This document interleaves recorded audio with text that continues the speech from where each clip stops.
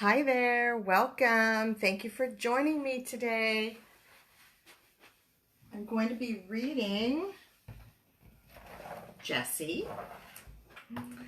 This week, May 4th through the 10th, is National Children's Book Week this week. So this week we celebrate children's books. I have two of them. I have Jessie, and I have Jessie's Indigestible Incident, soon to have three, on its way. Gotcha, about Jessie's Gotcha Day. Anyway, children's books are great for many, many reasons. I could go on and on and on and on, but just let's talk about a few of them. First of all, children's books teach children vocabulary. They teach young children about words they may not know. It helps them expand their vocabulary so they're better speakers. Children's books help kids problem solve. They help teach the diagram of a plot and the way that plots are developed and how one event in a story leads to another and to another, and then they become able to predict stories, which is a great skill because then that really helps them later on with writing. Children's books also help kids learn voice inflection. When we read aloud and when they hear us over and over read aloud, it helps them with their own speaking and how your voice would inflect with a question or with excitement. So very good lessons for kids. It can also be very calming. To hear the same story over and over, to know there's a predictable story that you're going to hear. That's why kids sometimes have a favorite story. Read it over and over and over, and you're like, why are you not sick of this story? It's a familiar, calming thing to some kids, really. Children's books really provoke their imagination. So things happen in children's books that don't happen in real life, like dogs talking and thinking through the process of what they go through. So, and besides that, children's books are just fun. I'm having a blast reading these to you guys. So, it's Friday. We're going to read Jessie. So, here we go.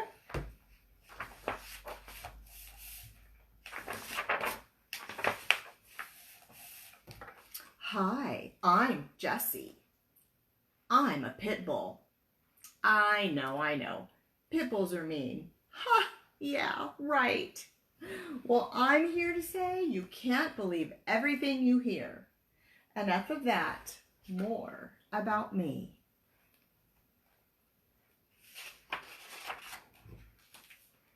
I must admit, I might be a little funny looking at first glance, but everyone thinks I am gorgeous.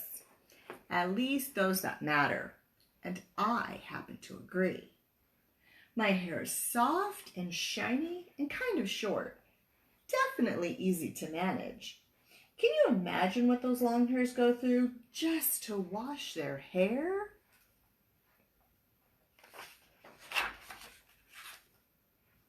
I'm also missing one of my front teeth. Puppy playtime. Enough said. I'm mostly black with a thin white stripe between my eyes. It's a little crooked, just one of my beauty marks. And I have a splash of white around my nose that curls down my chin and makes a cute little shape on my chest. My whiskers, now they are funny. On one side of my face, they're white. On the other side, black. I guess I'm lucky they're not green.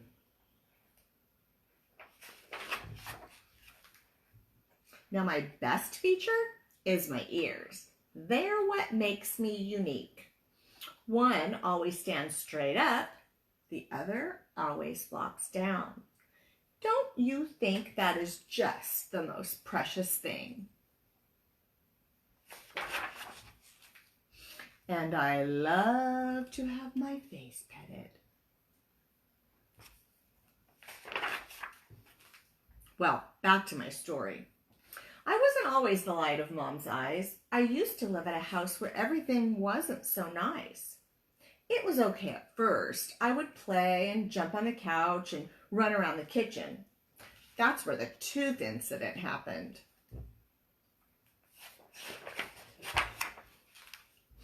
But as I began to grow, my people put a thick collar on me and tied me to a tree in the backyard, even in the rain.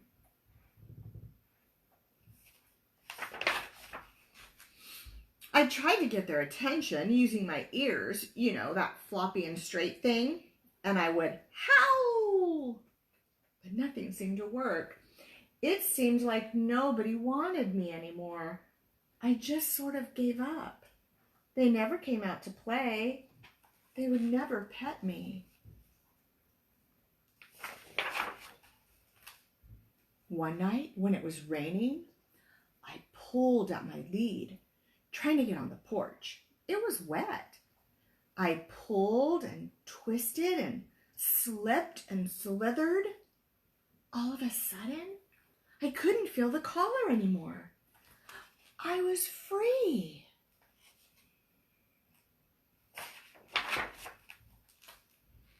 I scratched at the door, but no one answered. It was dark and cold. I looked around and ran along the fence. I found a loose board and pushed it with my nose. The board moved. I pushed a little more and the board fell off. Wow! I wondered what was on the other side. I squeezed through the hole and all of a sudden, I was on the other side. I could run and run and run.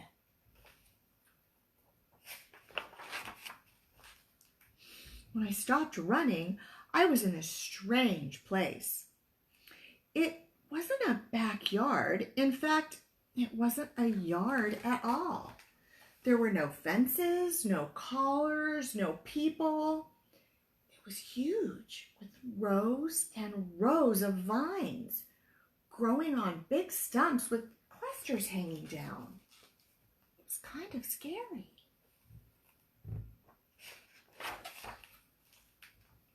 Being in the vine yard wasn't so bad. Early in the morning, people would walk through the vines looking at the purple things, you know, those clusters. I tried eating them, but they were very sour. Anyway, I knew I had to hide, but I was getting really, really hungry.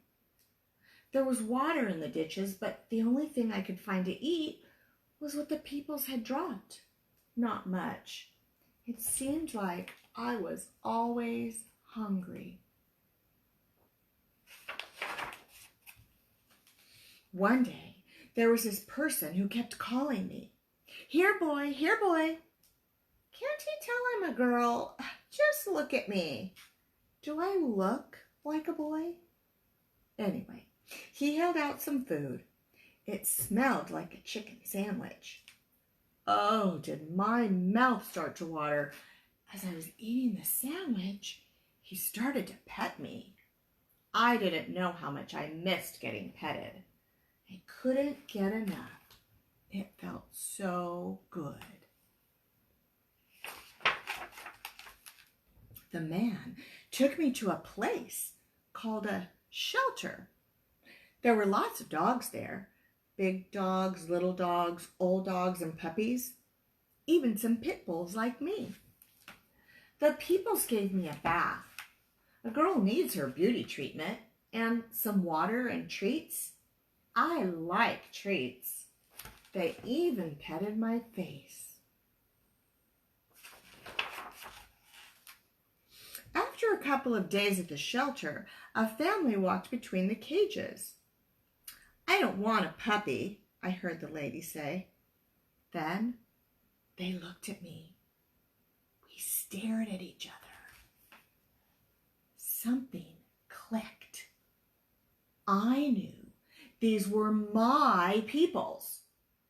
I had to have them. I wagged my tail, I smiled, I jumped up and down. I tried to squeeze through the cage to get close to them. Everyone in the family petted me. It felt so good.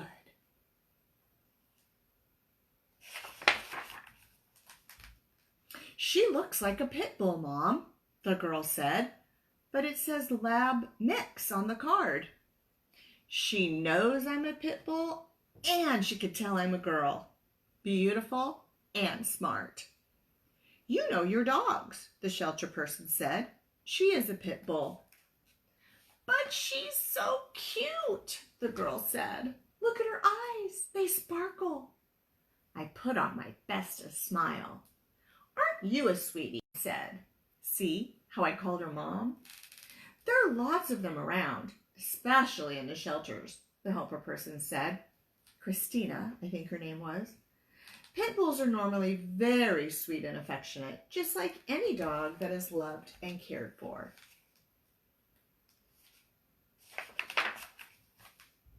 Then they left. I thought I was going home, but they left. Now what was I going to do? I knew I would be stuck at the shelter forever.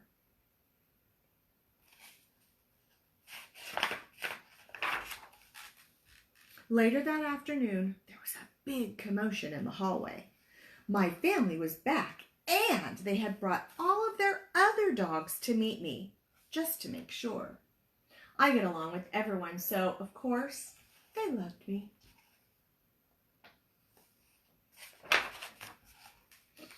Home I went with Mom, girl, and 3 other dogs. What a family. They are so lucky they found me. Really, I'm the lucky one. They took me to school where I learned to sit and stay and lie down. And I could shake hands. Well, paws. Mom takes me for walks every day. I even get to sleep with her on her big, soft bed. Sure beats being tied to a tree, you think? I love being next to her. That's where she is right now. She's right here next to me.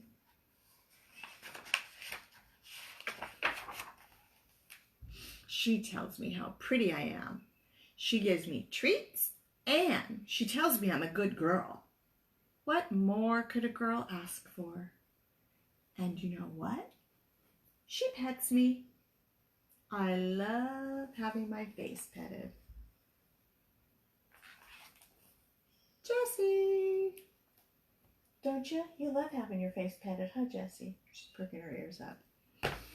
Anyway, so Jessie came from a shelter where she was found walking around town as a stray. They took her in and no one claimed her, so they put her in the shelter. And true story, that's when we showed up looking for her.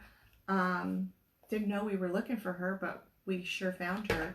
But in our shelters, there are lots of pit bulls and lots of pit bull mixes. Mostly, I've visited a lot of shelters across the country, and mostly pit bulls and chihuahuas are very common in shelters, and pit bull mixes. I think I know people try to breed them, make money off of them, and there are just so many people, not legitimate breeders, backyard breeders trying to make money out there off dogs, and it's kind of become known in lots of places that when you go to a shelter, you're going to see lots of pit bulls. They are the most commonly euthanized dogs in kill shelters just because of the sheer number of them that come in. Nothing they ever did wrong. It's kind of a fact. There's too many dogs in the shelter, and they have to get rid of them. It's very sad. So I found out a lot of this after I got Jessie. I had no idea what I was getting into. I knew nothing about the breed, but I started doing lots of research. I found out, I visited, because I thought, Jessie can't just really be that special. There must it must just be her.